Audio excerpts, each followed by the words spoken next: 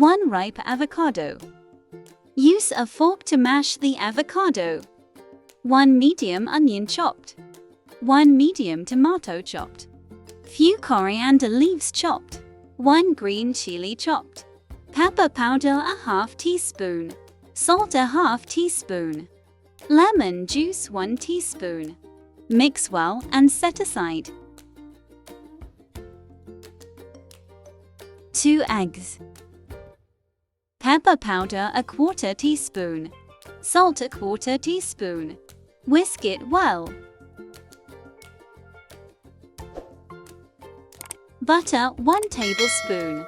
On medium heat, pour the egg mixture. Stir constantly for about 4 minutes until eggs are fluffy and set aside. On medium heat, place the flattened dough. Let cook for a minute. Flip over. Flip over few times and cook till the paratha turns crispy and golden brown in color. Spread the avocado mix on each paratha.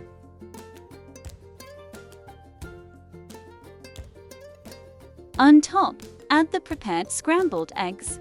Fold and serve immediately. Enjoy!